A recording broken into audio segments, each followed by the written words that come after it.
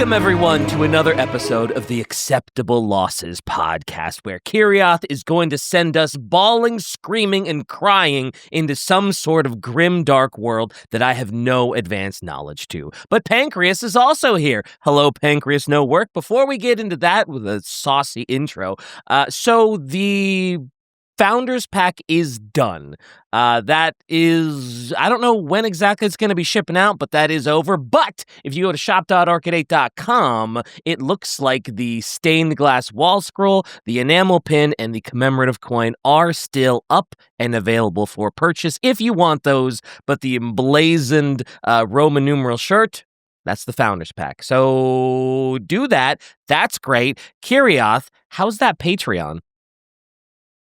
Well, actually, I just realised Shai's just pointing something out, that people can stop hassling Shai and stop demanding something, because we're working on it. There's going to be, you like sci-fi, right? Merch, okay? We've got that apparently on the way. I didn't realise we were working on that quite yet, but that's awesome. So, don't worry, it's happening. It's happening. We can all calm down and accept the inevitable embrace of deep space and death. So, the Patreon, if you head over to patreon.com/acceptablelosses, we've got bonus content coming really, really soon. We are imminently going to be recording some Patreon-only episodes, shorter, snappier eps for those who want to support the podcast.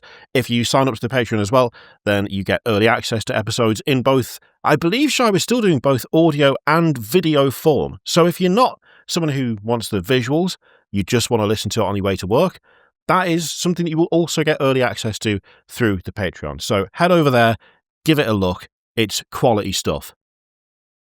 Hell yeah. Hell yeah. I thought you were going to say you can acceptable losses because, it's the... And we need the DiCaprio pointing gif there. If that's maybe with a disapproving expression though, like maybe a bit sad. Yeah, hell yeah. Yeah, I with these jokes, Shy, I just hit dingers. They just keep coming. Yep. And hi, Pancreas. PancreasNoWorks is here too. Hello, how are you? Oh, I'm doing. We're gonna go a solid. We're doing solid. Hell yeah, it's we lovely are to be here. I am indeed a ball of mass. Yep. Solid. I am existing in a solid fluid state. I am not liquid, gas, plasma. I'm solid. We're solid. Hell yeah, brother. Yeah, we got the little Skelly Beaky on the screen too, which looks great. I got my little fella. He's so good. I love him. He's great. I love him. Hell yeah. Kirioth, what are we doing today? You warned us before this started that this was a dense episode, which immediately worried me coming from you, because usually your episodes are already kind of dense, packed to the brim with information. So for Kirioth to be like, hey guys, warning, this one's a long one, I'm like, oh God, I didn't pack a lunch. I'm afraid you may regret that decision, because today we are taking our first dip into World of Darkness and taking a look at the Book of Nod, something that Possum was super, super excited to tackle. And you can tell, you can really tell there is a lot in here. And also Possum has assured me that this is like the surface level bit. And there's just so much more, which makes me wonder just how many episodes we will potentially get out of World of Darkness. I think it might be borderline infinite. I think there's a chance of that, honestly, just based off this one alone. Okay, so I don't know what World of Darkness is. We are... Sorry, go on. I said that I know there's like 2 of them, right? Like 2 settings. I believe technically mistaken? 3. But the one we're starting out with is Vampire the Masquerade. So World of Darkness is Vampire the Masquerade, and then there's I think Ascension, which is or is it Awakening, which is a mage-based one. I forget the name of the third, but there's a lot. There's a lot. Okay. I know Vampire the Masquerade. Haven't played it. I know the new one came out relatively recently and was not well received. So, yeah. I heard it was not well received, though, because it didn't really pay homage to, like, World of Darkness very well, and it wasn't really super tied to the first one, and it just didn't quite feel Vampire the Masquerade. So, yeah. Yeah, I've heard it with the writing was like a step above. He's right behind me, isn't he? Oh, great. Oh, wow. All right. Oh, they I keep had- coming. Yeah, I'd managed Wow. to vastly underestimate. I think I saw the first 3, and then I was like, oh, there's a lot there, and then clearly did not scroll down far enough. So, World of Darkness, we're talking Vampire the Masquerade, Werewolf the Apocalypse, Mage the Ascension. Hey, I was right first time. Wraith the Oblivion, Changeling the Dreaming, Hunter the Reckoning, Demon the Fallen, Orpheus, Kindred of the East, and Mummy.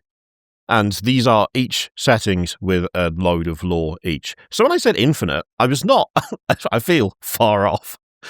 Can I just say I am really excited if we ever touch on the Orpheus one, because for a game that's ghost stories and following in Wrath's footsteps, and the theme is don't look back for Orpheus, ouch. As someone that I just got into, not just, like last year I got into the musical Hadestown, which is just like a musical about Orpheus. Oh, man. I love it. All right, anyway, go ahead. So yeah, we're going to start with some Vampire the Masquerade, because we're going to be talking about the Book of Nod. So, you know what? Let's just dive in. So the World of Darkness is a dark mirror of our own world with spider cracks that distort normalcy and reveal a terrible truth. The scary stories we were told about things going bump in the night were just tales to make their existence seem normal and mundane. In this world, various creatures exist just outside our periphery in our day-to-day life, and this includes vampires. But these vampires aren't the cape-wearing Eastern European lords or sparkly high schoolers that you see in some aspects of popular culture. I do like that every time we do anything involving vampires, Twilight has to catch strays. It's tradition. They actually sparkle, though. Like that, I thought that was a joke because, oh, look at how handsome they are. They sparkle in the sun. They sparkle like a diamond. It's just... Anyway, sorry. That's a different episode. Why are they even in the sun? Stop. In fact, these concepts are in part curated by the real inhuman creatures behind the scenes. Quite famously, Vlad Tepes of Clan... Oh dear. Zimisk, I believe I've done that correctly. I did check. There's a lot of pronunciations to check partway through here, so I might have stumbled on it. We'll discuss the clan bit later. Coerced Bram Stoker to write a book about his excess and his life in a braggadocious manner. Initially, the release of this book terrified the vampires hiding throughout society as an explicitly crafted testimony of how their existence is real. But to the humans, it was the first step of blissful ignorance and the acceptance that vampires were nothing more than fictional creatures. That is some 4D chess, and I like it. Yeah. I mean, now everybody just thinks they're like wives' tales, and they don't really exist. It's not even a scary story. It's just, It's like, oh, silly. This is silly Dracula. Yes, of course he wasn't real. Don't think about it. Also, I almost boss baby and was like, yeah, it's just like the Skaven. The first word. The word clan came up and the brain rot. Yes, clan. Yes. Oh, it's good to get the first boss baby of the episode out. Like, Nice not even 10 minutes in, isn't it? Yeah.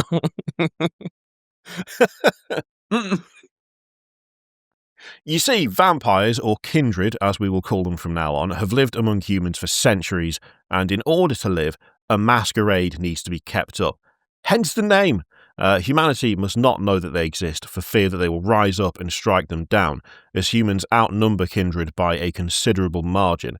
And through movies and books that portray kindred in a fictional and exaggerated sense, they remain hidden and somewhat normal.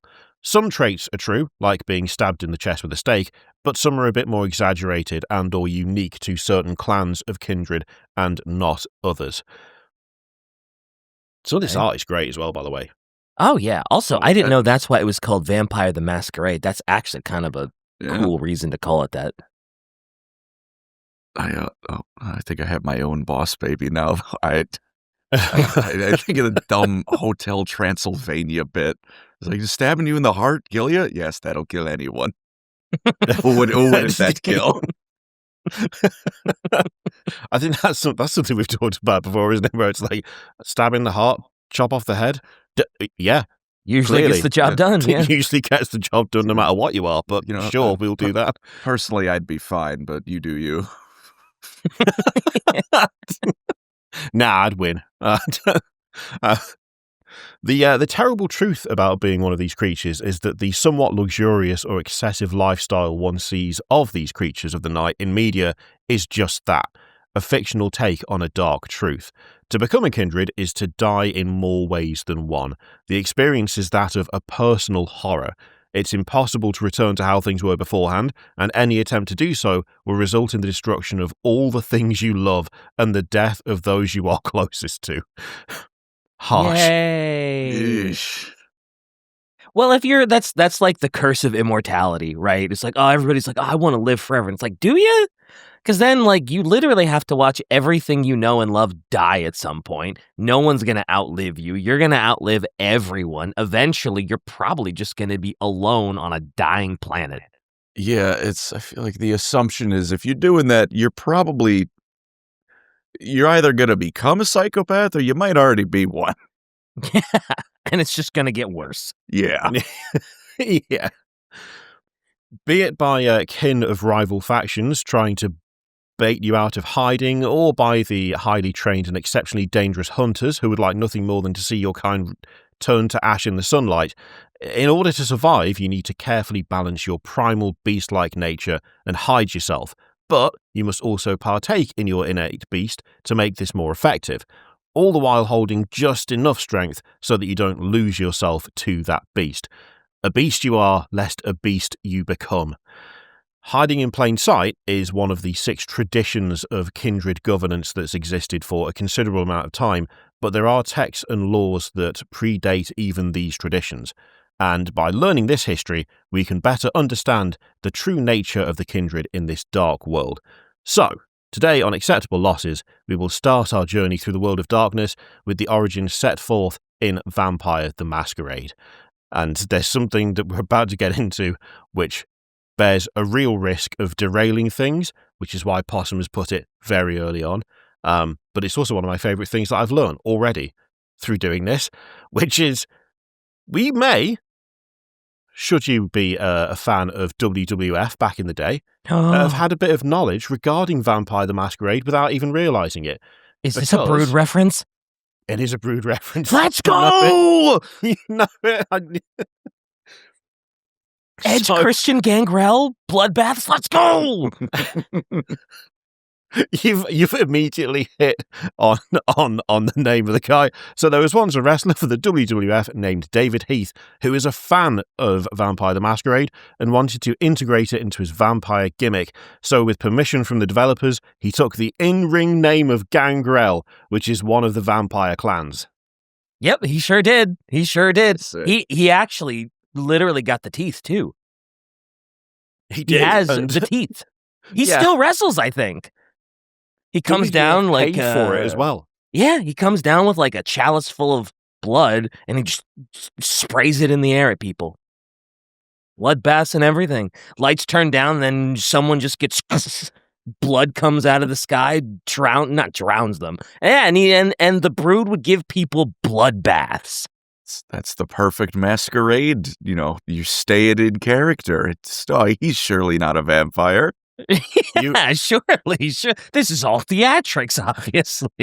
I love, Pancreas, you have literally basically just quoted what Possum wrote. I don't need to read that line because you did it. Awesome. You're welcome. Let's go. My bad. The teeth, by the way, $20,000, and WWF paid for them. So that's That's nice. Also, I won't share it now, but at the end of the episode, if you haven't seen the Brood's first promo where they got to talk, it is arguably one of the worst things that the WWF/WWE have ever put on television. No. Please go watch Edge speak in that promo. Please. It is comedic gold. You will cringe and laugh your brains out. It's really funny, but only because it's really bad. And also, they gave Gangrel the microphone first, and that dude, he was not good at his job. It was not good. It was not a good intro to that segment, but Beware. It was hilarious. Take care, because the freaks come out at night. Anyway. What was the other one? The Brood has not spoken until now. It was forbidden. Oh, just wait till you see the delivery, brother. You gotta watch. I don't care who you are, whether you like wrestling, whether you hate it. Please watch it. Anyway, before this gets too side railed, I was curious. I'm assuming this is going to be heavy spoilers for the game. So if there was anyone that was like, oh shoot, I really wanted to play Vampire the Masquerade, that's been out for like, God, how long has it been out? It's worth noting that it's probably going to be a spoiler episode, right? Like 30 years. 30 years? Yeah, it's just set in the universe. Oh, this is okay. like the background of everything. Okay. So this isn't like now I can't play the game or something, right? Yeah, no, that. Okay, cool. God of War spoilers there, is he? He's shy. I wasn't sure because people have been telling me to play that game for ever, and I was like, "Is this spoilers? Is this going to be just curious?" Just wanted to, okay, cool. So the best way to go into the history of the Kindred in the World of Darkness is to go all the way to the very beginning, to the first child of Adam and Eve, Caine. The man who would commit the first murder and would be known to the broad world as the ancestor of evil itself. Biblical history would tell the tale of the murder of his brother Abel and his attempt to mask it from God as a divine warning, but the mark that he faced was apparently far worse than what the Bible dictated. The man who became known as the Wanderer would allegedly write his own story, and this would be combined with other tales of his life and teachings he allegedly gave, and this would all be combined together to form the Book of Nod. Now, the Book of Nod are, like most religious texts over the centuries, subject to a lot of contradictions, speculation, inconsistencies, and incompleteness, but unlike the more common aspects of the Bible, the contents of the Book of Nod are only known to the Kindred and to the scholars who have attempted, over the centuries, to piece it all together. And because of the rival schools of thought with various sects of Kindred, which we'll talk about later, the validity of some of the alleged texts has been called into question. Classic. Just classic religion there. No matter what form it takes, it's always the same. So this calling into question has resulted in some fundamental schisms within the Kindred that have seen factions pop up that either worship the known texts as unwavering truth or as nonsense that should be destroyed. Again, kind of familiar. Context is key, and we'll revisit all of this in a little while once it's clearer what the Book of Nod states. I'm telling you, there's so much.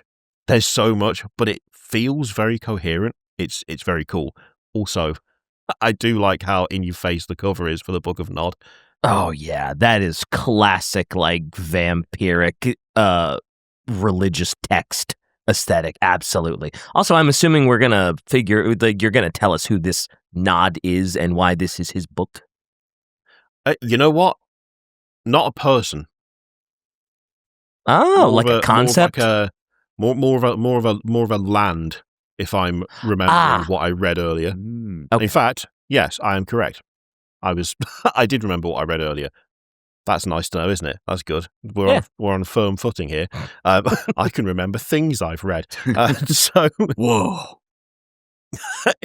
What can I say? It's a skill. So the fragmented collection of histories, texts, and other stories that make up the known pieces of the Book of Nod are split into three major chronicles. You've got the Chronicle of Caine, the Chronicle of Shadows, and the Chronicle of Secrets.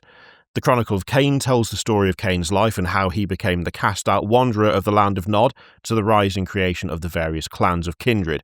The Chronicle of Shadows contains the alleged laws of Caine and the commandments for the Kindred, and the Chronicle of Secrets serves as the prophetic conclusion which contains visions of the end times that are known as Gehenna. I do like that you've got this is what he wrote, this might be what he wrote, and this is probably what's going to happen in the future. Feels, again, very consistent in a way. Mm-hmm. Yeah, he's got, he's covering all his bases. You got to make sure that you know exactly where you're at when you're telling your vampire children what to do in the far future. So the last two chronicles are heavily debated between the Kindred when it comes to their respective validity, particularly the horror of Gehenna. At best, they're the ramblings of a Kindred who was cursed with madness. At worst, they're forced paranoia that puts the entirety of the Kindred at risk. Regardless, no two analyses of the Book of Nod are the same due to the nature of the text, so we're going to crack into it, along with some other supplements, including the Heresies fragments. You know what? That's the one that I was really unsure about. But to be fair, Ursies? Sure. Ursius? Yeah, I'd go with Ursius, honestly. Ursius fragments, I guess? Urk. the Urk fragments. Erciyes. Pancreas. Urks. I'm just ignoring everything past Urk. Yeah. Fair. Okay, so there's also stuff from the Urks Fragmentes, which we're going to throw in, to piece this text together and go deeper into the long-standing implications that it has in the setting. The most common version of the Book of Nod that any one Kindred is likely to hear passages from is the version fully compiled by Aristotle de Laurent. But there is the caveat that this edition is full of his own personal biases and viewpoints, and he himself calls a bunch of the text into question. There's also the issue of translations. Every known fragment of the Book of Nod has been translated and retranslated across the centuries, to the point where some meanings may even be reversed. Oh. we love a religious text that is very sure-footed and very obviously not conflicted at all, right? I'm sure that causes all sorts of fun stuff. I mean, I had family members screaming when they changed "and with you" to "with and with your spirit." I'm sure, and these are vampires. They can make their displeasure known a lot more violently. Yeah. Damn, Aristotle is a suave-looking feller. Is he? He just looks like Steven Seagal to me. I guess, yeah, you're right, yeah. Yeah. A younger Steven Seagal, not Steven Seagal now. Before we knew. Yeah. Also, there's a World of Darkness card game? There's World of Darkness, everything, really. Oh, okay. It's a big old wide net.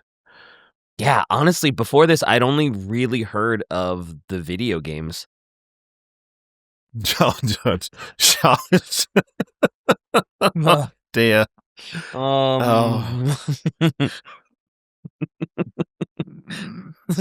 There are Warhammer video games? Crazy. That feels mean. Oh dear. Right. So one of the things that remains the same throughout these Book of Nod translations is that the Chronicle of Caine exists as an epic poem. Now, some scholars believe that this is a literal retelling of Caine's life, while others view this as a parable on society's transition from an agrarian life to something more industrial. Regardless, the First Times opens with a longing with those first times, the times before the dawn of darkness and the times before the wandering of the land of Nod. You know what, DK? Have a quote. All right. Each of us, in our way, set about to live and take our sustenance from the land. And I, firstborn Caine, I, with sharp things, planted the dark seeds, wet them in the earth, tended them, watched them grow. And Abel, secondborn Abel, tended the animals, aided their bloody births, fed them, watched them grow. I loved him, my brother. He was the brightest, the sweetest, the strongest. He was the first part of all my joy. Oh, he sounds like he really likes his brother. That's pretty sweet. I hope nothing bad happens. Yeah. With all that admiration, nothing bad can happen between these two, right? What could possibly go wrong? Immediately followed by that picture shot. Spoiler alert. I mean, it wasn't a big spoiler, but like that's a savage picture. Holy shit. After that quote is wild. Dad said it was my turn for the PlayStation. It's my turn on the Xbox. I didn't know whether to go with that or not a phone in sight, just two people living in the moment. I wasn't sure. I mean, I could respect it because, you know, my brother once deleted my save for a Naruto game, and boy, was I feeling like Caine in that moment. Oh, no. As Caine tended to the crops and Abel to the animals, they were told by their father Adam that a sacrifice needed to be made to God. Caine gathered the brightest fruits and the sweetest crops, while Abel slaughtered the youngest and strongest of his animals. The sacrifices were placed on the altar, and a fire was placed under them to send the smoke upwards. The smoke of Abel's sacrifice smelled sweet, and he was blessed, while Caine was struck with a harsh word, a curse. His sacrifice was not worthy. Caine looked upon Abel's sacrifice and cried. He prayed for days and nights, unsure as to what he did incorrectly. This was until Adam requested another sacrifice. Can you tell where this is going? Yeah. Abel again brought his most beloved animal to the sacrifice. Caine did not bring anything, as he knew God would not want them. Abel remarked how Caine had nothing to sacrifice, and Caine cried tears of love as he sacrificed the thing which was the first part of his love and joy on this world, his brother. Oh, I mean, Man. in this, it's less of an angry thing. It's less of a like, nah, fuck this guy. It's a bit more. It's a bit more out of, you know, love and admiration and respect for God. yeah. I mean, it doesn't make it any less horrific, but it's still, you know, the motive has changed. Yeah, just, you know, ritualistic murder. No big deal. But with love.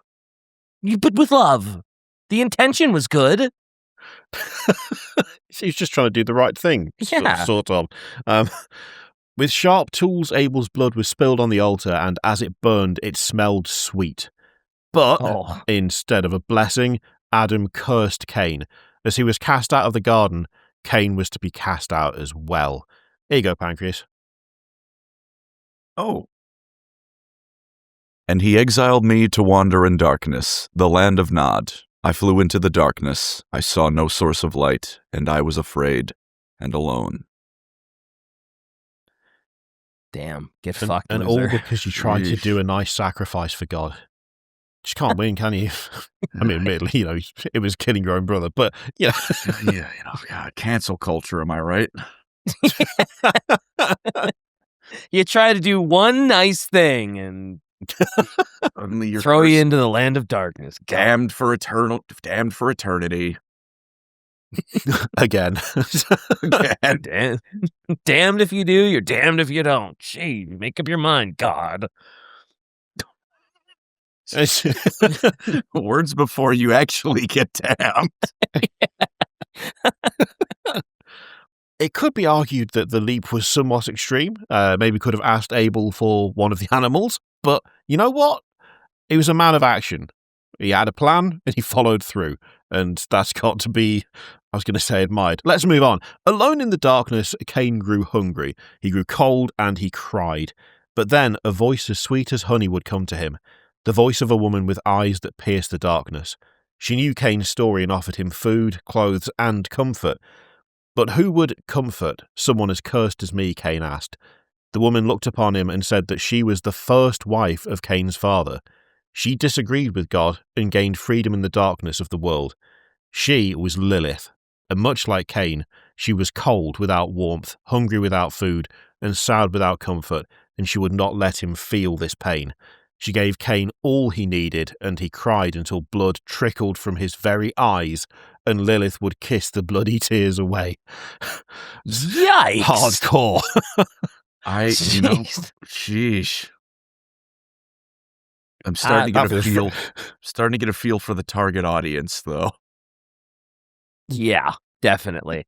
I was gonna say, kissing bloody tears. That'd go hard as like a heavy metal album. Oh yeah. Oh yeah. I mean, it doesn't necessarily say how long it took from them meeting to her kissing the bloody tears away. But if it was under an hour, then I'm just saying that is absolutely sus. That's not appropriate. You can't just do that to someone you only just met, even if they are also in the land of Nod. Let's get to first base at first, please. At least go out for a drink first, Jesus. Caine would live in the house of Lilith and would ask her how she was able to have so much in the darkness, and she would tell him that she was awake. Now, for the mage fans listening, yes, that form of awake. That we are being addressed directly here by Possum. For you three, don't worry about this. Explaining mage lore is at least 4 episodes. I believe it, honestly, and runs the risk of irreparable psychic damage. So that's nice. Great. Is it bad that now I want to do that? Is that bad? I don't think that's bad. That because if someone's just like, oh yeah, here's this thing that's so awful and terrible, it's going to cause you immense psychological damage over the span of 4-hour-plus long episodes, I'd be like, I'm kind of curious now too. I'm intrigued. Yeah. That can't be dropped when we've already struggled through things like War of the Beast and stuff over on Adric. Like, you can't just say this is gonna be a problem. This is gonna hurt. Yeah. We'll still want to do it. We'll still carry on. We'll still push through. And I'm genuinely very curious as to why it is so complex that the estimate is 4 episodes for just mages. Yeah, I mean, what? Because I did once try and read the rules for Mage and abandon all hope, ye who try and play a game of Mage the Awakening, but the lore being that bad too, not bad, but that convoluted too, Well, having read that bit earlier, I did a little bit of Googling, and one of the things that I read was that, like, the mages, they're being awakened means if they want to fly, they can fly. They can just do what they like. But the thing is, another mage might go, I don't want you to fly, and that's where it gets complicated. And as soon as I read that bit, I was like, I mean, I guess if everything you want to do, if someone else doesn't want you to do it, but they can also do the things you can do, how does that even work? And I'm assuming that is why it's at least 4 episodes. Yeah, huh. Well, that sounds like a mess. That does sound like a bit of a, yep, And then the vampire looking off in the corner is like, what is happening? The rule book is 400 pages? Oh my God, okay. I want to read it. I want to read it. Well, that'll be a future episodic series, I guess. Well, we just sit down and read the rule book collectively. Well, we'll just try and clarify what the hell it means. Mages in general, right? Well, we'll get Possum to read the rules, and into the mines with you. Yeah, we need to give him his War of the Beast of acceptable losses. Rule book by Ian Watson. One-winged angel just starts playing the moment you crack it open. Why did we have to find a new scriptwriter? We don't want to talk about it. We don't want to repeat it either. So, related to the whole mage thing, Lilith was able to see the threads of reality around Caine and was able to work these threads to assure her existence. Caine would ask Lilith to awaken him. He needed this power. He needed his own clothes, his own food, and his own home. Lilith was unsure of this. Caine had been cursed, and she wasn't sure what an awakening would do to him. It could change him forever. It could even kill him. Caine stressed that a life without power would not be a life worth living, and he knew Lilith would do what he asked because she truly loved him. So, Lilith would begin the awakening ritual. She would cut herself with a blade, bleed into a bowl, and have Caine drink it. As he drank it, he fell into the abyss, forever falling into deeper and deeper darkness. This gets so hardcore, by the way. Yeah. Yeah, this is some like in a power metal storyline. I feel like I'd be hearing this. Yeah. Yeah. Does kind of sound like a Powerwolf song. Oh, absolutely. Oh, yeah. I mean, I'm trying to think of which songs would be appropriate for this, but it is, I believe, all of them. So, most consistent band ever. If you've heard one Powerwolf song and you like it, good news. There are 400 more, and they're all identical. It's not a criticism either. I love it. Oh, no, it's great. But you have heard all of them if you heard one of them. Yeah. And if you like that one, hey, you got a whole discography of stuff that you're gonna love. Great news. Great news. If you hate that one song, though, maybe stop. Don't bother trying any of the others. Yeah. Simply forget they exist. They are not for you, and that's that. So in the darkness as he fell, he would be visited by the Archangel Michael. He would say that the crime Caine committed was great, but the mercy of God was greater. He would ask Caine if he repented. Caine said no, and that he would live with pride. Michael would then curse him. Here you go, GK. Damn, like, man, I love that when the Archangel shows up and is like, hey, listen, God is very forgiving. You did a bad thing. Listen, just repent. And he's just like, no, fuck yourself. What the hell, man? Like, Jesus. Get bent. Yeah. The quote, for as long as you walk this earth, you and your children will fear my living flame, and it will bite deep and savor your flesh. Good job, Caine. Geez. Good fucking job, man. Jesus. If I may make an educated guess, might that living flame be the sun? Actually, funny enough, that comes a little bit later. Oh. I'm not really sure what the living flame is, but which I've only just realised, because it is specifically mentioned the sun a little bit later. Oh yeah, they are, aren't they? I'd forgotten about that. That doesn't show up as often, does it? There's a lot of like running water, religious iconography, silver. Yeah, garlic. You have to be welcomed into the home. Yeah. Yeah. Fire though, I always forget fire. To be fair, I'm not fond of it either, so Well, I'm fond of the uses of fire as long as they don't involve my flesh. Or my property. Oh, true. Arson, not great. True. Although, I did once, don't do this at home, kids. I was like 16, and I was curious what a fire pit felt like, so I just kind of grabbed the metal. Oh, no. It felt like hot. Don't do that. Yeah. Who's cooking steaks? Oh, it's me! I don't know what neuron was not firing that day, but it did not show up to work. Yeah. You've fully just like accepted the call of the abyss for that one, didn't you? Yeah, that was like on those moments where you just like you're standing on the edge of something, or there's just that moment of I should do this blatantly stupid and possibly life-ending thing. That day, it was like, yeah, sure. So that was Pancreas' moment where the Archangel Michael was like, repent to God, and Pancreas was like, no, I don't think I will. Grabs fire pit. If one of the other guests at the party was looking at me, they would have seen me looking at it like Isildur looking at the One Ring. Precious. Oh my God. Oh, that really got me.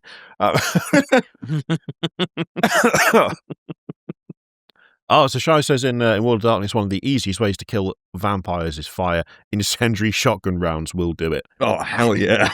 I mean, I was Love going to say that. incendiary round shotguns will kill a lot of stuff. Not just vampires. Safe DK's bet like, if "Yeah, you that want works on something me dead. too." Yeah. That's like the stake through the heart. Yeah, that'll kill a lot of things. Oh. After this, the Archangel Raphael would come and tell him that Abel forgives him and asks if he will accept the mercy of God. Caine, funnily enough, says no, not by Abel's forgiveness would he be free, but by his own forgiveness. Raphael would curse him further. So, here you go, Pancreas. Jesus Christ. All right. For as long as you walk this earth, you and your children will fear the dawn, and the sun's rays will seek to burn you like fire wherever you hide away. Hide now, for the sun rises to take its wrath on you. Ah, that's where the sun bit comes in. Yeah. That Okay. did Yeah. it. All right. Really So stacking them up, really stacking the curses up at this point. That also. Oh, sorry, DK. Oh no, go ahead. It's making me think like the fire came first, and then I'm getting just this picture of God like thinking like, fire, sun, big fire. Yeah, that'll do it too. Also, it seems like every weakness the vampires have is because Caine is just such a stubborn prick that he will not accept the forgiveness of God and the angels and Abel. He's just like, no, go fuck yourself. Weakness number 1, weakness number 2, curse number 3, curse number 4. Man, suck it up and stop doing that. I've got a whole list here, buddy. You can repent, or they're gonna keep coming.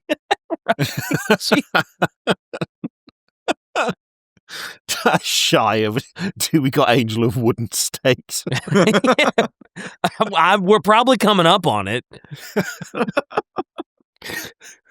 And garlic. Don't forget the garlic, Shy. We got the garlic angel coming up soon, I bet, right? It's hard work, but someone's got to do it. Mm-hmm. Caine would then be visited by Uriel, the angel of death. Uriel would say to Caine that God had forgiven his sin and offered to free him of his curses. Caine would say that he was who he was, and he did what he did. We're back to that Brood promo again. we are become who what we will become. And that nothing would ever change it. The dread angel Uriel would curse him beyond measure. There you go, DK. Have another curse.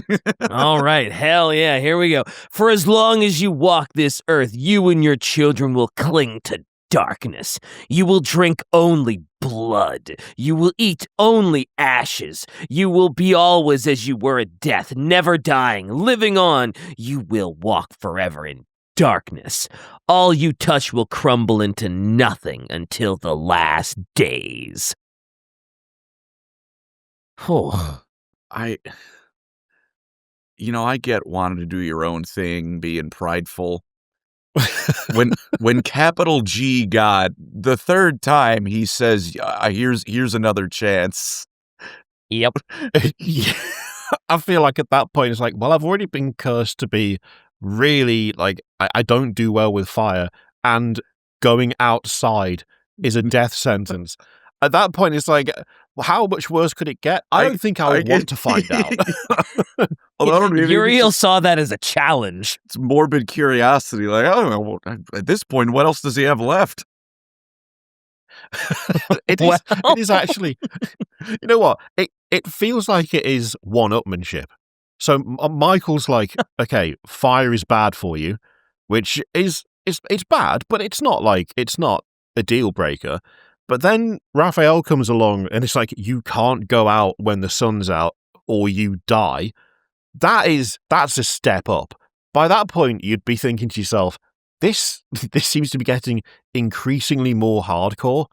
And even if the next one is still fire/light related, I'm not sure I want to know what the next one like cooks up for me, because the previous two really ramped up in terms of severity. And when it's the angel of death as well, I mean, yeah. I mean, that second one is just life as someone with Irish in you. That's not too bad.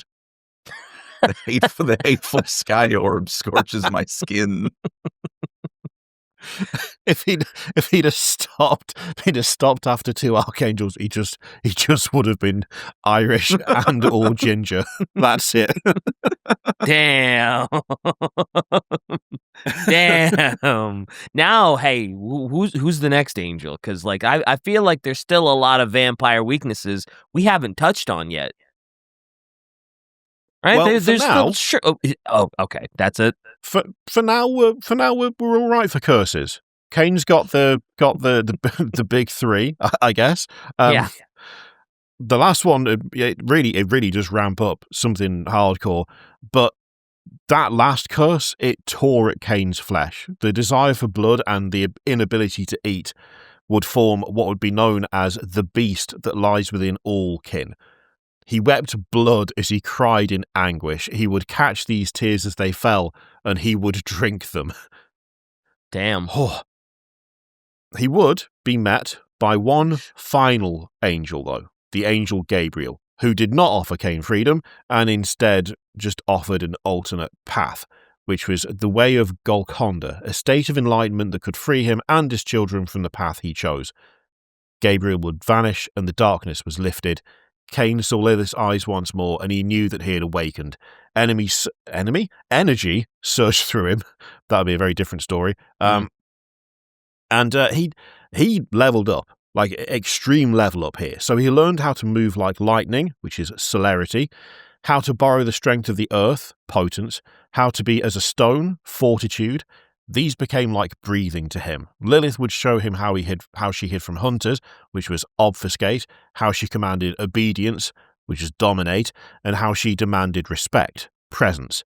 Caine learned how to alter forms, protean, how to have dominion over the beasts of the world, animalism, and the way to make eyes see beyond sight itself, auspex. Ooh. Well, that's cool. I'm guessing those that's are a lot of curses, but... Yeah. I'm guessing those are all powers in the game then you can take from the way they all had. Yeah. Yeah. Those all sound like power-ups, yep. Although I was really hoping. And then the angel Gabriel came down. He just kicked him in the nuts. We're cutting out the middleman here.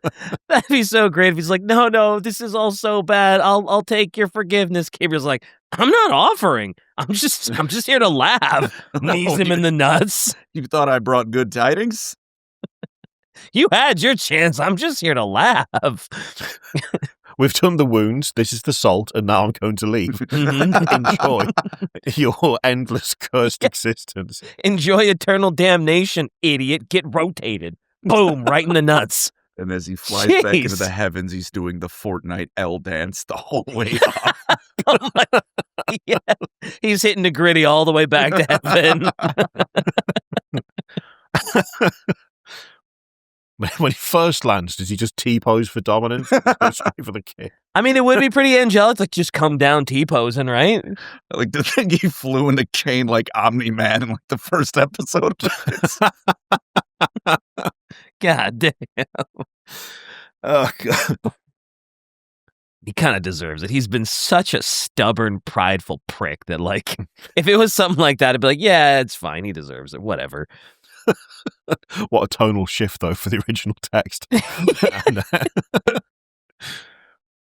So with gaining all of this stuff, Lilith would command him to stop as he overreached the boundaries of his own essence. He attempted to continue, but she used her powers to command him to stop, which he obeyed. He heeded her words, but the seed of rebellion had been planted. Just now it had been planted? He felt pretty rebellious when he was getting cursed by every archangel in increasing severity. I would say the rebellion was, there from the off, to be honest. But yeah, when she would turn away, he would open himself once more to the infinite possibilities of the stars. A path of power was his for the taking, a path caked in blood. He would cloak himself in darkness and would flee from Lilith and leave to a place where not even demons could find him. New Jersey. Slough. Anywhere in Illinois. Iowa. Now, some of the following is out of order, but this is how it's presented in the translation done by Aristotle de Laurent, likely to emphasize certain major points of impact, though many scholars would call this into question and consider it some form of erasure or misframing for some unknown means. Regardless, it's going to be presented in the order it was written.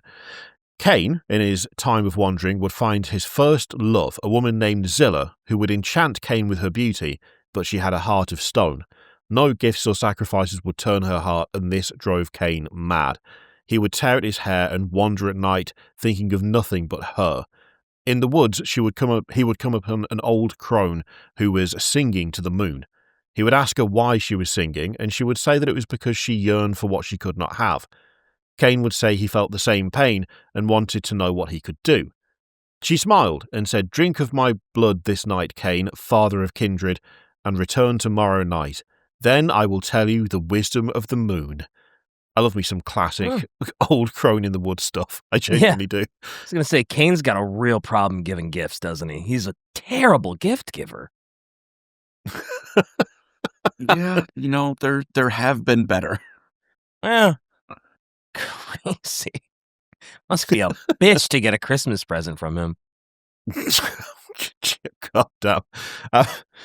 Caine would drink blood from her bare neck and would leave. The next night he would return and would find her sleeping on a rock. She would wake and say she was dreaming of a solution for him. She asked for him to drink once more and to bring a bowl of clay and a knife tomorrow night, and an answer would be given. Desperate, he did what she asked. When he returned, she would call him the Lord of the Beast and say she had a solution. Take her blood, mix it with berries in the bowl, and drink the elixir it makes.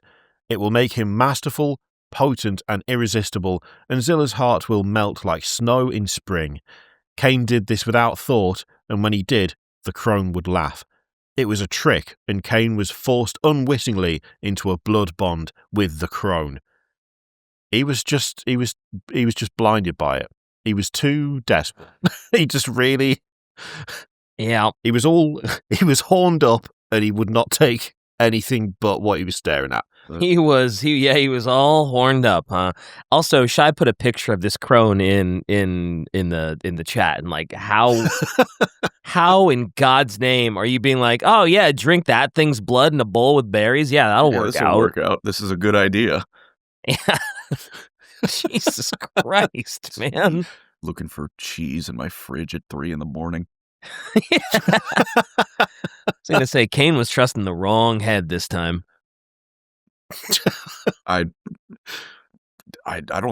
Good God. I guess he does look like that, yes. So, I mean. Yeah, I guess. Also, he is known for making poor decisions.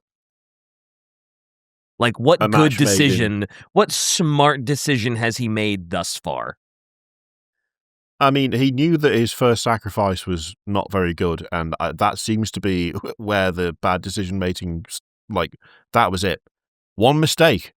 He folded under, like, no pressure. Let's be honest. There was no pressure, and he still folded. Yeah. He got to the part of the test where you write your name down, and that was too much. Yeah. Shit, I wrote my name as Dane instead of Caine. Put the I and the A the wrong way round, and that was it for him. It was game over. Why even bother anymore? Oh, man. Sheesh.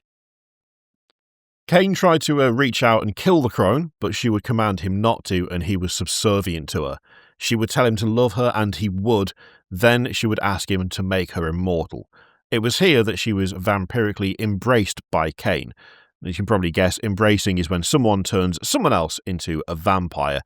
And she would say that he was forever bound to her. She had made him powerful and a master of all, but he will never forget her. His blood would bond those who drink it as he did. He would be the master of thralls as he was to her. Zilla would love him as he wanted, but he would love the crone forever. He would then return and find Zilla, who would drink Caine's blood for 3 nights, and on the 3rd night they would be wed, and she agreed. But by this time, it felt like it was not out of love. Caine felt a burning ache knowing the circumstances of this marriage being marred with blood magic and manipulation, but he was too blinded to see otherwise, a fate he would never wish for his kin forevermore. He also does have some terrible luck. I mean, wandering around, you find the crone. That is unfortunate, you know? Also, you said Zilla drank his blood for 3 days? Across,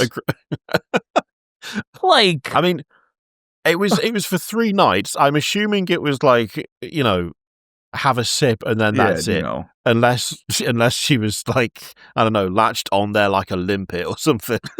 Like, she's just leeching onto him. Yeah. Caine, you got a little something on your neck? Oh, that's just Zilla. Like, don't mind having to carry her around. Put her in a little sling so she can keep drinking the blood. Baby carrier. A little papoose for a vampire. Yeah, so you need to drink the blood of the vampire 3 times. And they got married. Oh. It sort of works out, kind of. Well, not really. For a year and a day, the crone would visit Caine at night and force him to give up his blood so that she could make elixirs. She would also take the childers he would make, and they would never be heard from again. We'll explain that term in a bit, don't worry. But Caine was wise. He would come to her one night and say that he feared for his life. He feared that his children lusted for his blood, and he wished for knowledge so that he could be powerful against his own. For context here as it's needed, Caine would be visited by dread Uriel again, and Uriel would further curse him, but this curse would expand further onto his children. Right. Uriel's just an absolute hater at this point.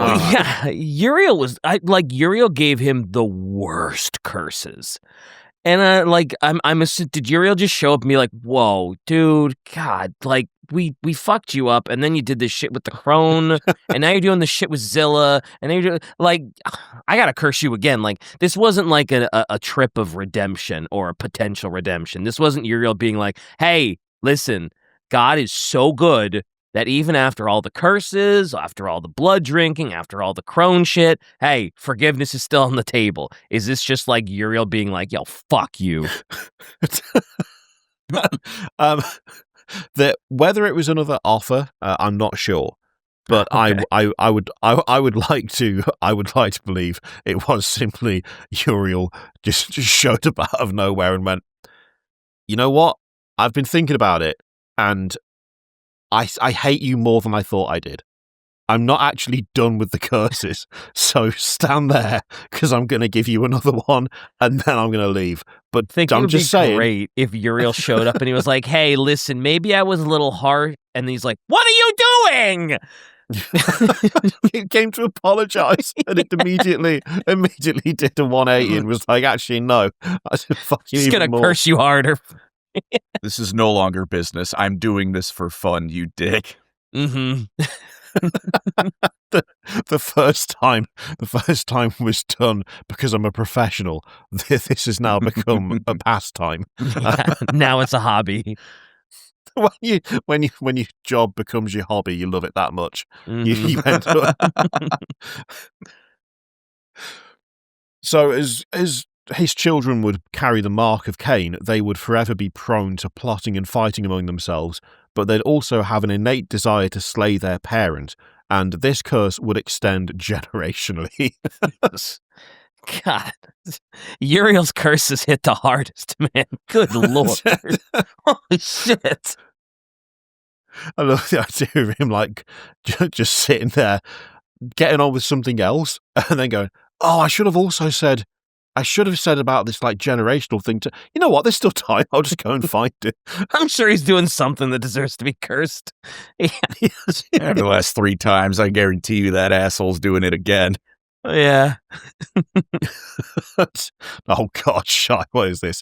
Uriel was a feminist, and he saw that Caine cooked Lilith with crone and Zilla, even though she kissed away his bloody tears and gave him superpowers, so he double cursed his ass.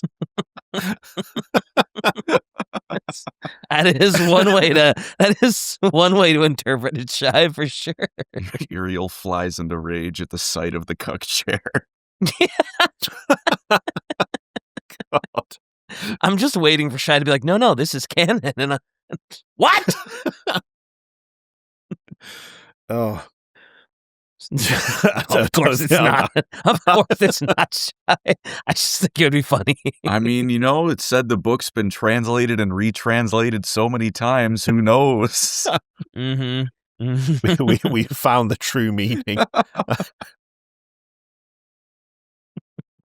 At this point, the crone would break a limb off of a gopherwood tree and sharpen it. She told him to take the piece of wood and pierce the heart of his wayward children. It would render them still and put them under his command. Caine would thank her, and with incredible speed he would lunge at the crone and drive the stake through her heart. Their bond was broken, and she laughed as blood poured out of her mouth and hatred poured out of her eyes. Damn. Again, hardcore.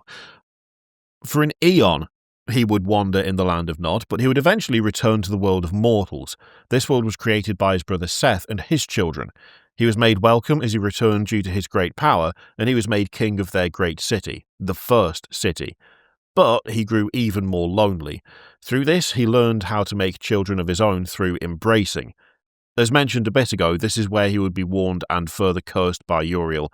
Any child he would make would bear the same curse that Caine carried and would have a generational desire to slay their parent. Regardless, Caine knew what he must do, so he would embrace the most beloved of Seth's kin, a young man named Enoch, because he begged to be made the son of a man as powerful as Caine. It would come to pass that the first city would be named Enoch, and Enoch would beg for a brother and a sister. I've been saying children, it's actually childer or childer, which is my brain just auto-correcting a word that I don't normally recognize. That's fair. Yeah. I feel like I would do the same thing if I was like, oh yeah, children. Yeah. Yeah, it's happening. And God, yeah, the biblical references, it's getting up there. Fast and Furious. These childer would be Irad and Zilla. Yes, that's Zilla. So, as to not lead to too much confusion, embracing makes them a child, which is a term that references the relationship between a vampire and their sire, not actual children. So Zilla, despite being a child of Caine, still became his first wife. So it's not like an Alabama thing. It's just Is it bad that crazy. Before you said that's an Alabama thing, I was just gonna be like, roll Tide. It's just transforming for me.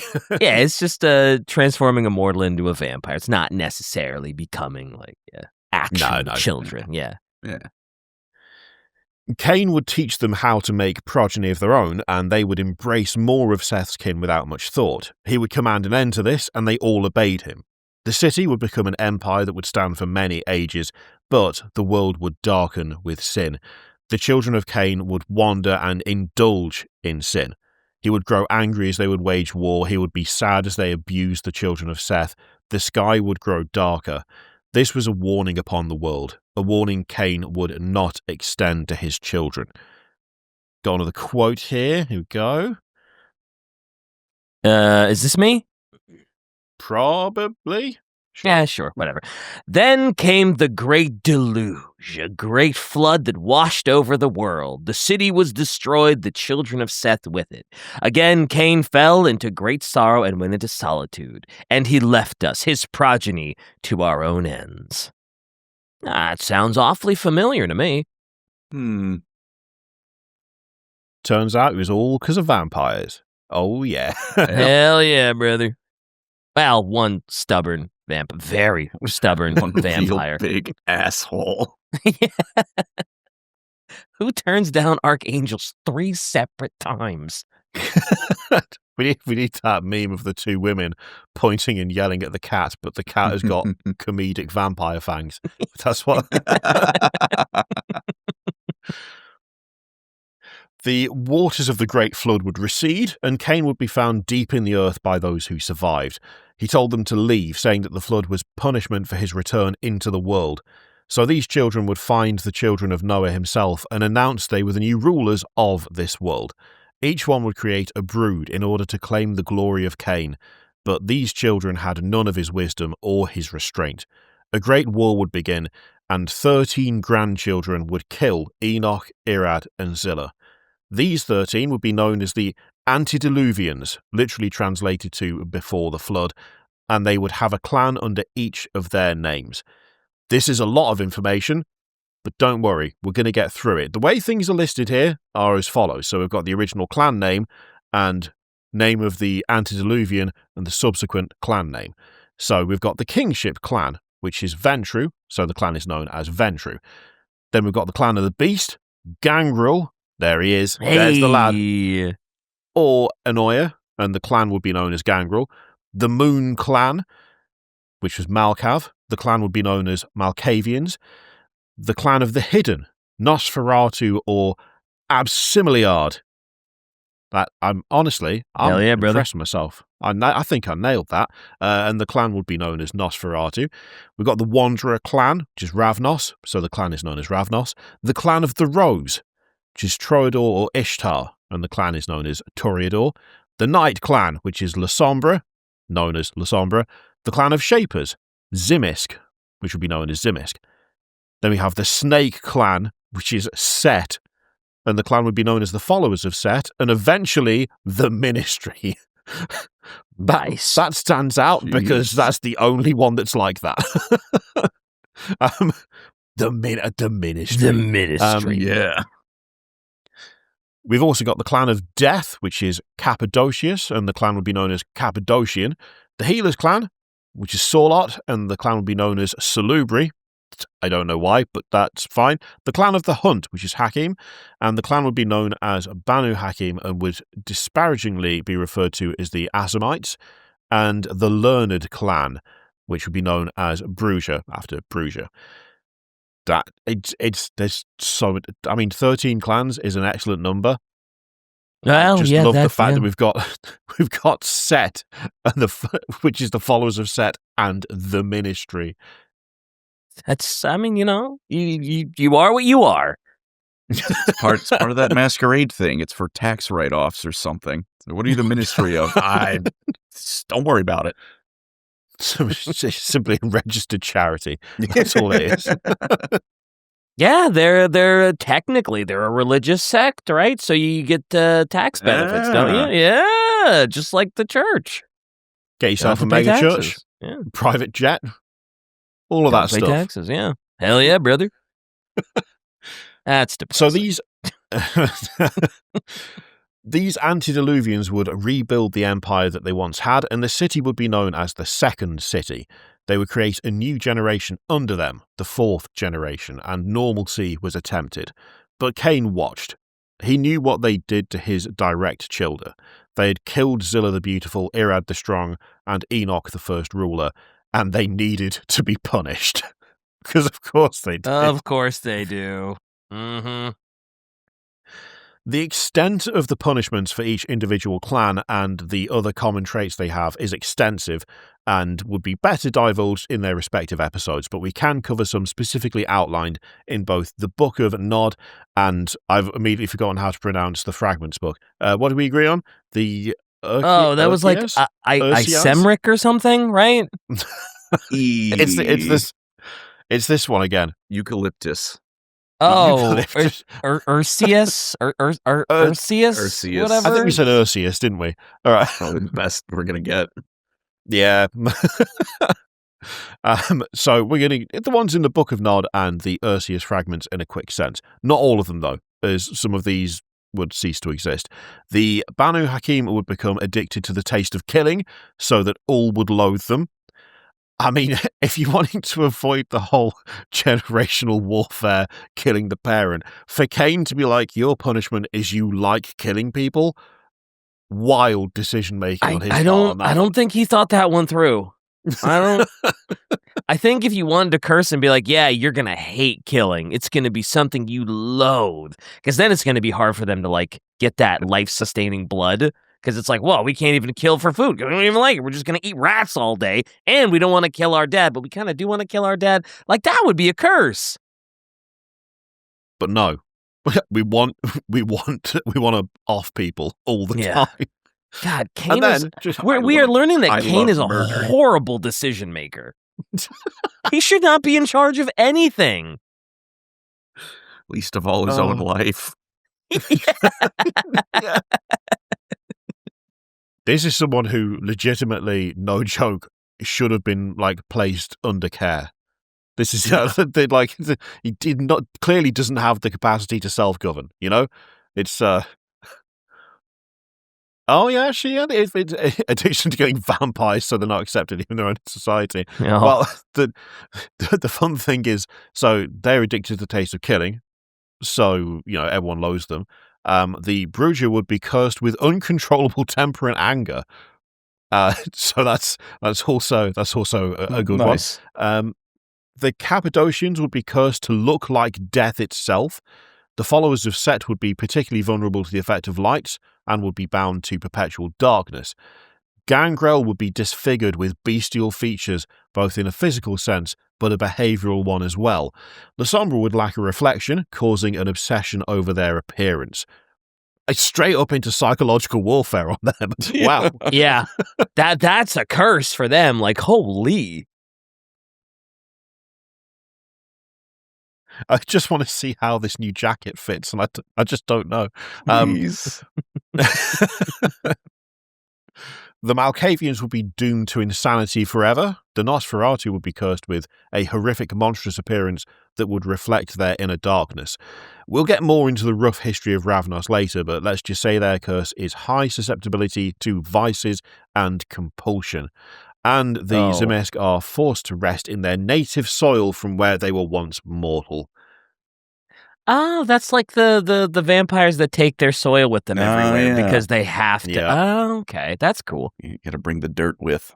Mm-hmm. I have a jar of dirt. I like the way there's a mix of a lot of the common vampire folklore bits here, but they're spread across different ones. That's a very fun way to do it. It makes it seem it's like all those myths are real, but it's very dependent on which vampire you're looking at. Yeah. Yeah. Of course, there are more extensive ramifications of the curses that each clan has, and some of them were bestowed on them after the events of the Second City. In the best-known edition of the Book of Nod, the two that are explicitly mentioned are the Malkavians and the Nosferatu, likely to emphasize the extreme nature of these curses. But even the most benign sounding of curses, has had extreme effects on each of the clans over the centuries. The Antediluvians would run the Second City as best as they could, but much like the First City, it would grow old, and like all living things, it would begin to die. War would break out and the city would be racked, usurping, killing, and destruction. The Antediluvians would flee, and any semblance of order would vanish with them. Kindred would rule over Earth, but this would not last.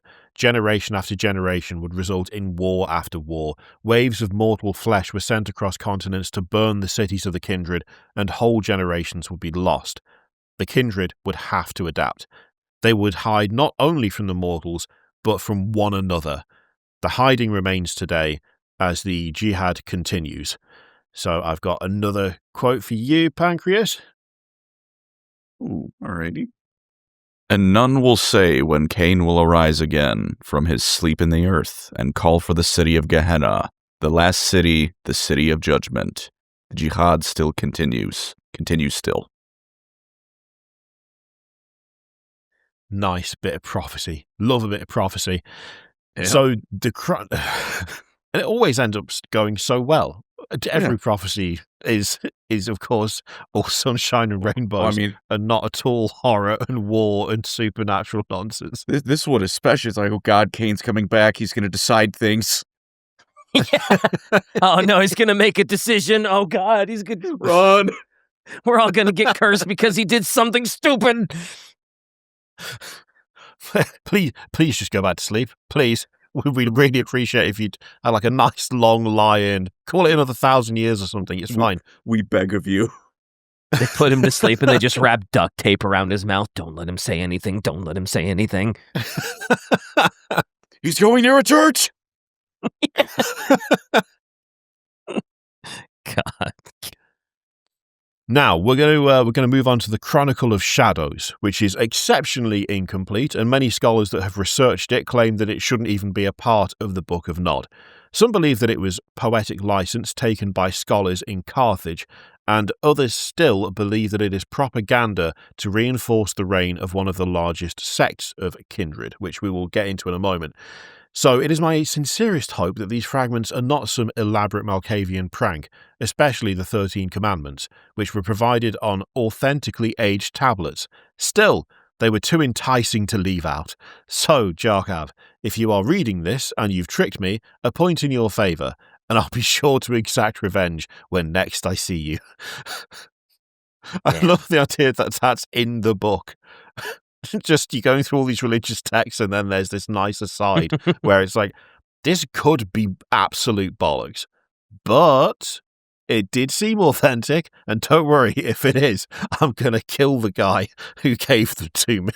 I can imagine finding that halfway through the Bible. No, I cannot actually imagine finding that in the Bible. Again, the tonal shift, extreme. Yeah. Very extreme. If the end of the world is real, the last thing I'm doing before it happens is murdering the asshole who told me about it. I'm going to find you and I'm going to give you the Gabriel treatment.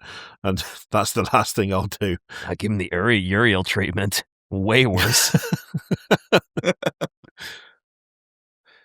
As you can imagine, these tenets and commandments have to do with the basic functions of being a child of Caine. Ultimately, there's a major stressing of not suffering your child to live and not allowing your child to fall into the grips of madness and chaos. Embracing should not be used on those who are not worthy, and it shouldn't be used as a punishment. And the embracing of those who are young is forbidden, as they will remain young for the rest of their days. Those who are diseased, insane, or full of ill humours should not be embraced, as they will taint the blood, and there should never be more kindred of Caine than kindred of Seth, as they should never outnumber the humans who walk freely among the earth. It is also heavily emphasised that embracing should not be done out of love. In Caine's words, love is the sweet rain which falls from the one above, and they are only able to drink only blood. Blood is not the sweet rain that love is. The drink of the kindred is what takes life. Love is given freely and is not to be consumed or forced. Caine had learned the hard way the truth of this, and he does not wish for his children to experience this as he did. A little bit of introspection and learning there, which suggests that Caine didn't write that, if I'm honest. I was going to say, that sounds like someone learned a lesson. Who actually wrote that? How do we know this isn't authentic? Well, Caine learned before it starts. It contains a good decision, so naturally. Yeah, Caine learned from a mistake. This has got to be fake. Not all of the contents of the Chronicle of Shadows are fully relevant in this episode, as there are notes included from the Antediluvians to their specific clans, and those will be best expressed in their respective stories. But the Chronicle includes some very important aspects that stretch beyond the realm of the Kindred. By name, there are specific rules in place for the following: the Wild Ones, the Moon Beasts, and the Enlightened Ones. For all of these, there are strict warnings not to embrace them. But to know why not, we need to know what they are. So the Wild Ones are the Fae of the world. Fae is a bit of a broad term, and it can refer to creatures that have the power of a fairy or have the power of the Hedge, which is the Fae border ecosystem that connects the mortal realm to the domain of Arcadia. Fae can also refer to changelings, which, for the sake of simplicity, are humans who have been transformed by prolonged exposure to the energies of Arcadia or the Hedge, and have escaped the grasps of the Fae and returned to the mortal world forever changed. Taste not the blood of the Wild Ones, for in it is madness. Neither should you embrace them, for you will not survive it. Damn. The Moon Beasts, or Garou, are what we know in popular culture as a werewolf, beasts older than time itself that were created by the mother goddess Gaia. The purpose of the Garou is long and expansive and involves the protection of creation itself, and they are not to be embraced. Those that are embraced are abominations, and the blood of the Moon Beasts is forbidden due to the fact that they will bring death to the door of all kindred. Wow. Wow. Well. So that suggests that at some point there was a vampire that embraced a werewolf because they have specific oh, this is what'll happen, which sounds just awful. Like a vampire sounds not great. Yeah. Although also vaguely wondering if that's also like a jealousy thing where it's like he's a werewolf and he has vampire powers. I'd like no more of that around, please. That's too OP. Yeah, it's kicking my ass. Yeah. Also, Shai said werewolves in World of Darkness can punch vampires' teeth out of their asshole. Didn't read that whole thing before I'm sorry. Quite the mean left hook. Oh, all right. I've read again. I feel like there's it's like it's scaling up again, or like it's just growing in intensity.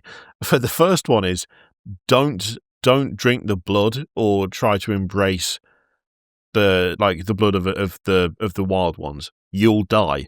The second one is don't try to embrace werewolves because we'll all die. That is a significant ramp up in consequences. If you mess this up, you're out of here. If you mess that up, we're all out of here. Well, like Shai said, werewolves are fucking OP, so if you give them vampire shit too, there's just no stopping them. I wonder if that's more what it is, where it's less of a like, oh, if you create abominations, then some sort of apocalyptical thing might occur. Whether it's less that and more it's if the werewolves learn that you embraced one of them, they will absolutely destroy us. They are. We simply cannot win. They'll just steamroll. Yeah. Yeah. Do not piss them off, please. We don't need it. Now, as alluded to before, the enlightened ones are those who are known as the mages. These are humans who have caught to understand the world beyond the mundane, and their travels to realms beyond comprehension have resulted in them returning awakened, much like Lilith.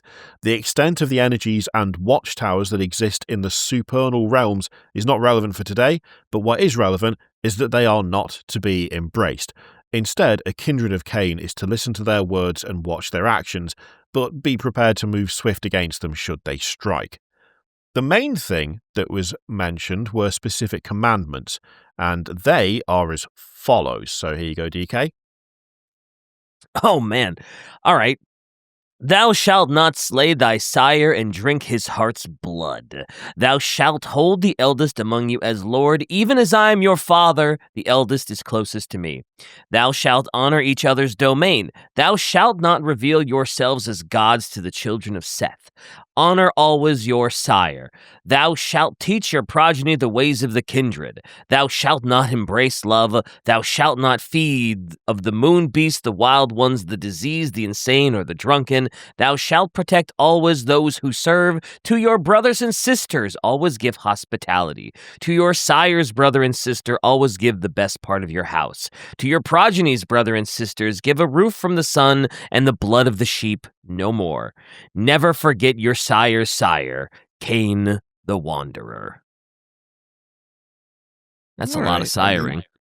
Yeah, but at least they got some rules to, I'm assuming, follow as long as someone else is looking. What an uncharitable interpretation of their society. I mean, look, maybe I'm making assumptions, but I'm assuming. Oh no, that feels very fair from what we know just from today. Yeah. I do love that so many of them are literally just don't be nice. Just be nice. Just come on, guys. Come on, please. Be nice to your kin, right? Yeah, be good to family. There's not even all that much stuff in there that is, don't nick stuff or don't cheat or your classic biblical commandments. There's a fair bit in there which is relatively specific. It feels like most of this is just don't fight, be nice, and don't turn drunk people or, people that could end our entire civilization. Just chill out. Chill out. The list is basically what this is, isn't it? Yeah. Shai said, I want to point out other thing that's in there. Respect your boss always. And she can see why some vampires might take issue with this. I mean, that's got to be top of the list when your built-in curse is, I want to kill my own dad. Yeah. You've got to lay that down early. Do not. It says in book, don't do it. But I really want to, yes, but we know why, and that's why you shouldn't do it. Please stop. Also, that'll ruin the pyramid scheme that is our society, please. Yep.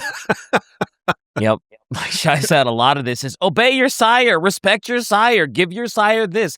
Don't try to kill them. It might be ingrained in you, but stop it. I think also the first thing sorry. No, go on. Oh, see, the first thing you said, Shai, why not forget Caine? Because then he's going to start making decisions again. People forget who he is.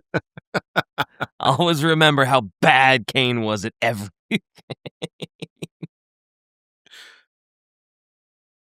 Oh, so one final note regarding the Chronicle of Shadows is a strong forbidding of the concept of diablerie. We mentioned vampiric generations, and as the generations expand and grow, the blood becomes more and more thin. But there is a terrible way for a kindred to increase their strength and, in a sense, reduce their generational number. Diablerie, also known as amaranth, is the act of consuming the blood of another kindred to the point where that kindred experiences the final death. Capital F, capital D. Of course. That's how you know it's serious. Not only is it a consumption of their vitae, but also of their soul. The one who commits this act, the Diablerist, will lose fragments of their remaining humanity, and if the one they consume is an older generation, the potency of their blood will lower their generation. But the potency of a lower generational kindred soul can remain in the body of the Diablerist, and they may begin to act and speak like the kindred they consumed. For most, Diablerie is viewed as the ultimate sin, but others see potential gains from this, which we will go into a little bit more later. I do like it's the ultimate sin. Do not do it. On the other hand, though, I hear... But if you do it, here's the way to do it. Yeah. It feels like that OJ book. I didn't do it, but if I did... Yeah. Definitely don't eat people, but here's how you cook them. Yeah. But with the right seasonings in this handy guidebook. A definitely not Cannibal's Guide to Cooking Miscellaneous Cuts of Meat. Oh, no. If that isn't already a thing, I'll be amazed. It should be. Not, a real thing. It feels like a very good parody cookbook, though. Kirioth looking for the cannibal cookbook. Run, everyone. I'm going to have to write it myself. I think I've got business I need to attend to anywhere else, actually. Michael comes knocking on Kirioth's door. I've outed myself too early. The idea is to get someone in, get them comfortable, and then spring the idea. But I've jumped the gun. Damn.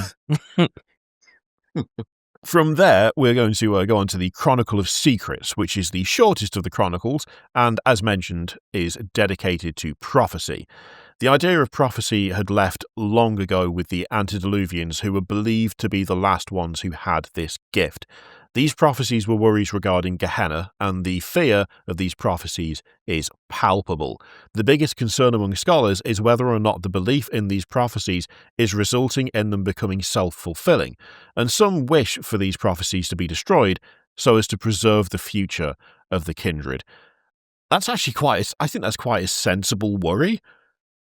Honestly, I quite like the idea of that. Like, okay, we know there's this prophecy, and we think this is what's going to happen, but if we keep telling people that, are they not just going to make it happen themselves because they think it's going to happen regardless?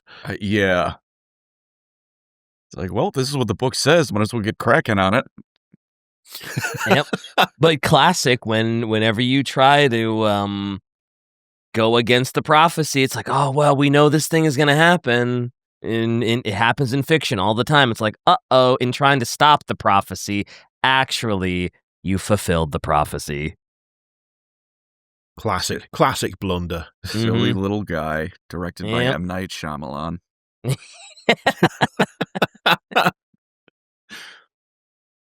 There are specific events that are predicted to happen that will hail the beginning of Gehenna.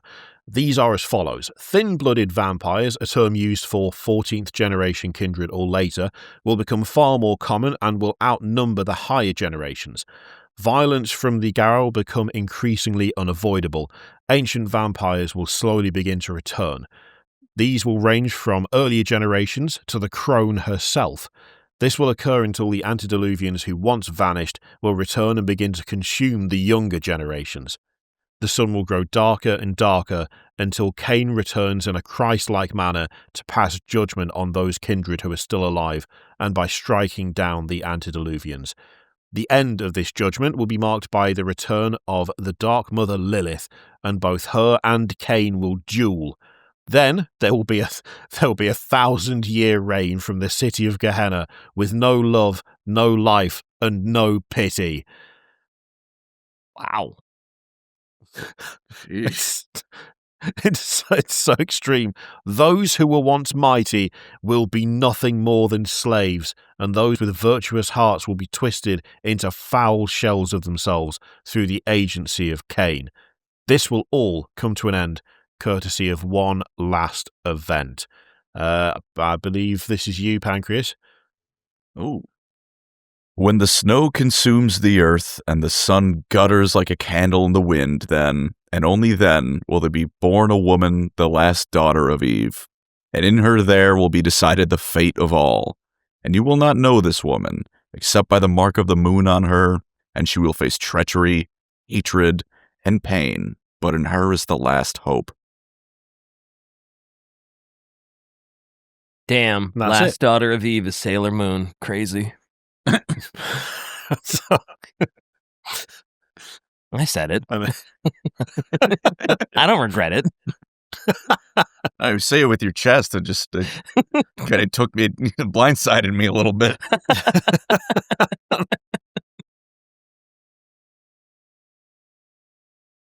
Oh, that made me cough. Right. I just wasn't prepared to hear. Wasn't prepared for the words yeah. Sailor Moon in this episode. I don't know what. No, that just very opposite in theme. We're gonna get you used to how much of a weeb I am yet, Kirioth. Don't worry. Don't worry. You'll get there. I feel like we've done enough recording together at this point that I thought I knew, but then occasionally, I will discover that actually, you know, there's hidden depth there. I was going to say, way that this is the iceberg diagram, brother. We're at surface level still, pal. The dwarfs can always dig deeper and greedier.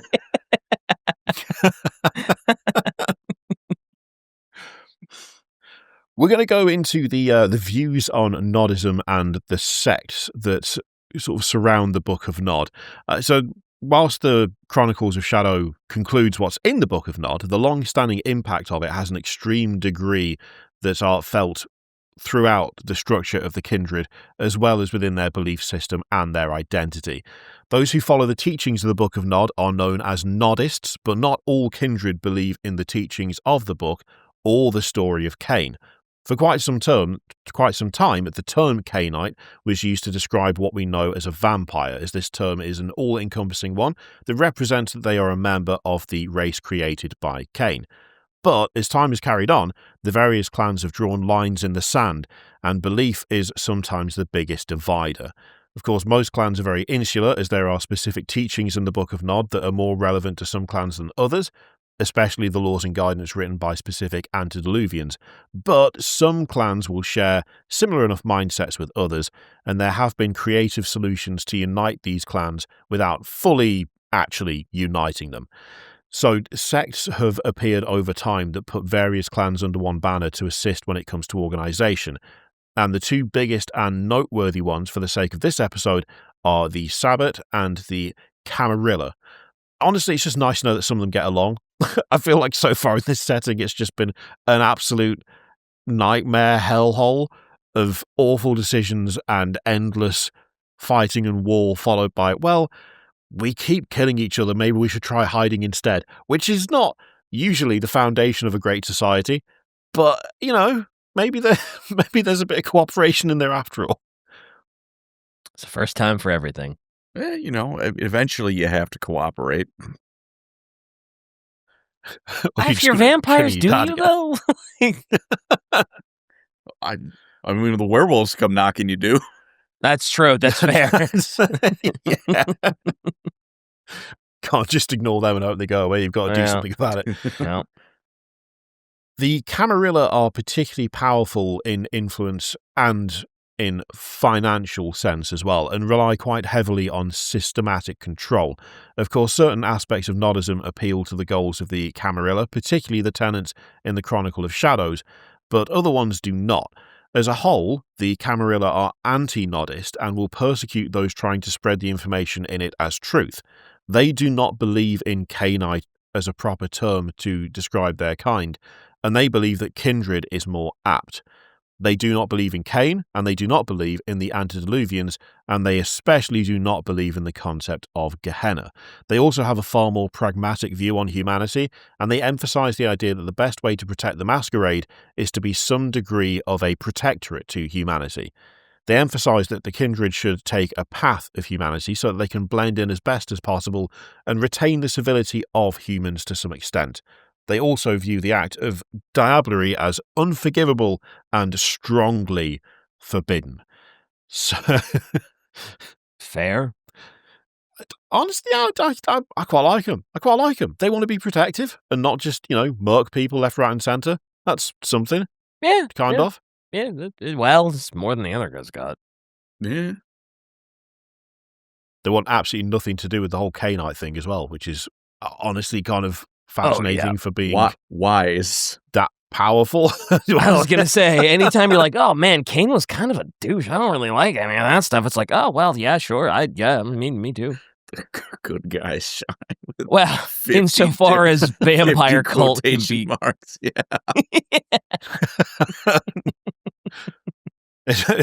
Hey, what makes them the good guys? They refuse to believe that someone could be that stubborn. I'm in. I'm in. There's no way this Caine guy is real. All he does is make bad choices. You can't be that. You can't be that unlucky. All right. There's no chance of it. Yep. The Sabbat, on the other hand, are a bit more extreme, and the fragments of the Book of Nod that they truly follow to a T reinforce this. They believe that they are the true army of Caine, and they believe that terms like kindred show a weakness and forces an equal footing between Cainites and humanity. In the eyes of the Sabbat, their humanity was shed for something greater, and mortal humans are a burden that are not to be romanticized or longed for. It's a condition that is meant to be eradicated or used for their own means, as shock troopers to be made in mass embraces or for food. I see. Okay. Yeah, they Shy, to say they are a bit more extreme. A bit. Just a little bit. Just a smidge. Yeah, just a tiny bit. Yikes. This lot, they'll be ready when Gehenna comes, and they will be Caine's sword to destroy the Antediluvians. Also, by some strange irony, the Sabbat have a bit more of a flexible view on diablerie. They embrace fully the words of Caine, but they view the authority of the Antediluvians as illegitimate. To them, generation is an innate power that separates the older members from the younger ones, and this can only be changed through acts of diablerie. So they're also in for a bit of cannibalism as well. Awesome. Great. I mean, guys. Judging by these pictures, I'd be like, are those cannibal vampires? Yup, they sure are. That is like the poster for like cannibalism. There's something to be said, not saying it's right, but if you're a superpower vampire who gets stronger by eating older vampires, You might as well run with it. Yeah, might as well. Sure, why not? I mean, look, what's the worst that can happen? That's how the system clearly works. You might as well. If it goes terribly wrong, just say, look, I was just following the example of our founding father by making a terrible decision. Exactly. I didn't get cursed by an angel doing this, so I clearly still have room to be worse. Why don't you just chill? Give me room to grow. Let me reach those heights. Yeah. You're not a real kindred until Uriel himself has shown up and given you a stern talking to. Yeah, they don't pretend to be nice guys. Yeah, that's so true, Shai. So true. Oh, what's this? Let's see. This means war. War on the Antediluvians, war against Gehenna, war against the Camarilla, the Incarnu and the cagey independents, war against the witch hunters, the werewolves, the cowardly anarchs, and the herds of humanity. For some vampires, this means war on the very sect to which they belong. Welcome to the Sabbat. Please keep your arms inside the vehicle, otherwise someone might rip them off and hand them back to the Lord. What? Do they recruit exclusively from like people in the middle of a PCP rampage? It sounds like it, because they are just like, oh yeah, this is the war on. Well, to everyone that isn't us. Something. It's even them, though. That's true. This means war on the very sect to which they belong. It's like even their own are. It's crazy. They're just like, nah, we're just going to kill everybody. Fuck it. War on everybody, even you.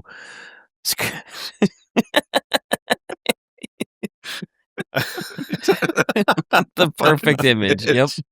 War. Oh, I love the idea of one of the vampires who belongs to Sabbat, like backstabbing another one, and as they fall over and die, they're like, "I knew you were a good choice to join us." You done me proud. Yeah. The greatest feat a Sabbat can achieve is a Dark Souls backstab. Crazy God. Regardless of all of this, the Book of Nod has done an incredible job shaping Kindred society, whether the stories in it are at face value or are nothing more than an allegorical fable. Some still view him as the Dark Father, a god of havoc who will return at the end of time to pass judgment on his children. Others view him as a wanderer that is weighed down with regret and remorse, akin to the Arthurian concept of the Fisher King, forced to wait until he is freed of his actions. And others view him in an even more extreme sense as a dark tyrant and a great hellish king who, by denying the gifts of God, is as strong as God by being able to make his own gifts in spite of the one above. In the Bible, the curses put on Caine include two aspects that are only insinuated in the Book of Nod. The first is that the earth will not yield crops for him no matter how much he tries. This could be why he wished to rule an empire like the first city, so that production could be cultivated but not by his hands. The second part marks Caine as a wanderer that is forced to continue moving without the ability to stay in one place for too long. He could be wandering in the shadows to this day. It could be that he is an aimless nomad in the deserts of the world, or he could be working in plain sight as a cab driver in LA. In the end, it doesn't matter where the Dark Father roams in a physical sense, as the tales of his wandering have shaped the Kindred and the very path they walk in the shadows to this day. I think it'd be funny if he actually was just a cab driver in LA. Night shift only, obviously. Obviously, yeah. Of course. I cannot take this ride because it's going to take an hour. And frankly, if I'm not inside in 45 minutes, this is not going to be a pretty thing to behold for anyone, especially you in the back seat. So I'm sorry, sir, no. He just does Uber Eats deliveries, but he steals the food because it's crops that weren't made by him. I mean, to be fair, though, that's the safest cab driver in the history of ever. You get in the cab with Caine and try and... Probably. You are not coming out of that one alive. No. He's going to look at you and laugh. Also, Shai, is that like a official quote? Is that like a quote from like a book or something? Because that's a pretty hardcore Sabat quote, Yeah. if it is. Oh, yeah, that is in the Hunter, okay. the parenting, yeah. Because I was going to say, that goes hard, dude.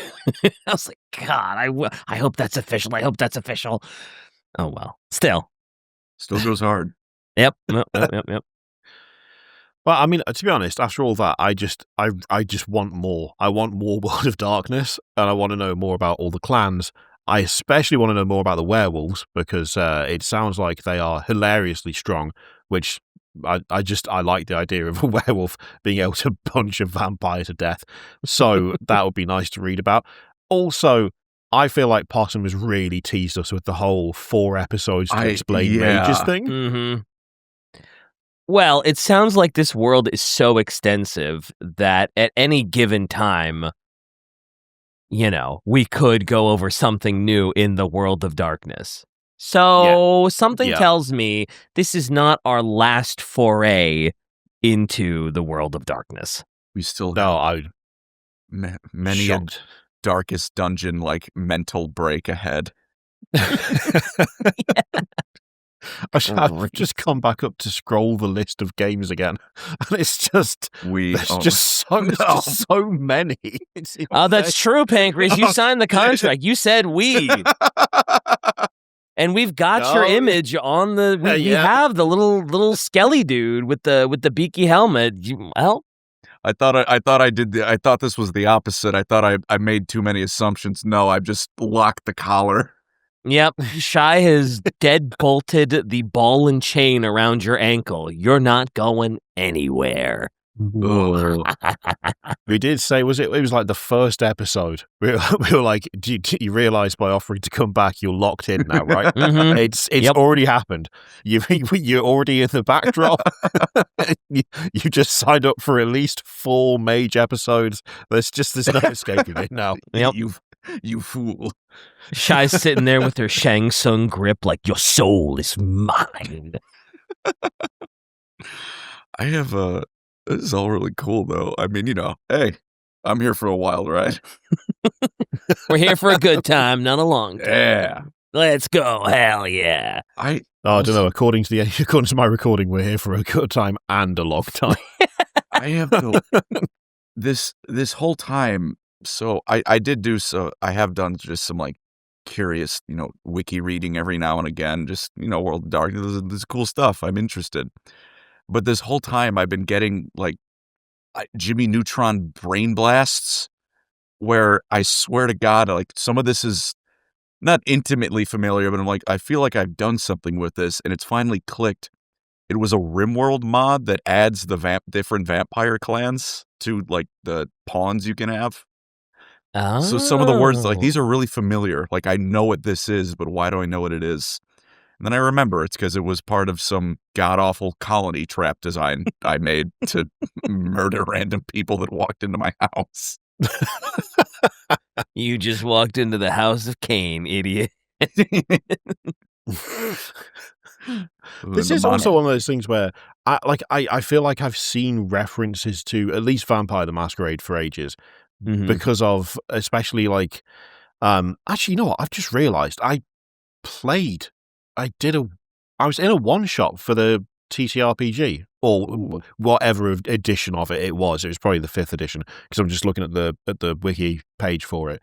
But this is something that's been around in TTRPG form since 1991. So it's it's got legs on it. It's been around for a while. So when it comes to just, especially tabletop stuff, it's no surprise that there are at least bits of it that are oh yeah, I kind of recognize that. It's been lurking about just on the tabletop for quite some time now. Yeah, I mean that predates me. Oh no. Oh no. Does it predate you, Kirioth? Absolutely not, no. It's okay. Don't worry about it. Don't worry. We know we're the old ones. It's fine.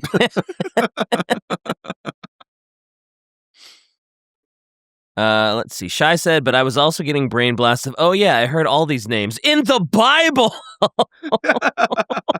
It's a good source book for a lot of tabletop games, it seems. Truly, fiction begets fiction.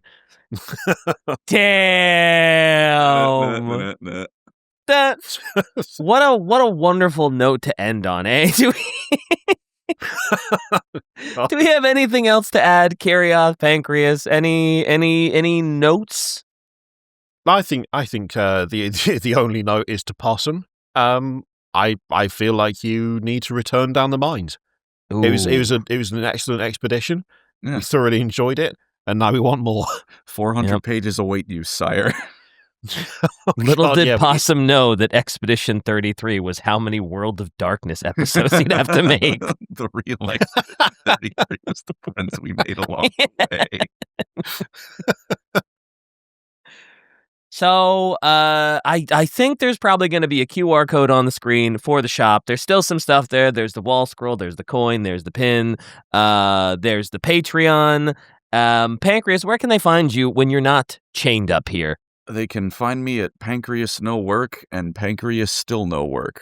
Really, really hammering. Really, the neurons were firing for that second channel, weren't they? Yeah, that Pancreas is not working. It is confirmed and validated. Look, the happiest day of my life will be when I tell no one and quietly add a W to the end of no after I've been cured. PancreasNoWorks. That'll be how I announce it, not tell a single soul. Just quietly change the channel names. Brilliant. Oh, I love that. I love it. All right, Kirioth, say something to take us home. Oh God, I wasn't prepared. I should be. I should be. We're here each time. As mentioned before, Patreon in the description. There's going to be Patreon only episodes coming very soon. We're recording those literally next week, so keep your eye out for those. We've got 3 really good ones lined up, and those will continue from that point. Thank you for listening to this now very long episode, which was also excellent and very fun. And sleep tight. Don't let the undead bite.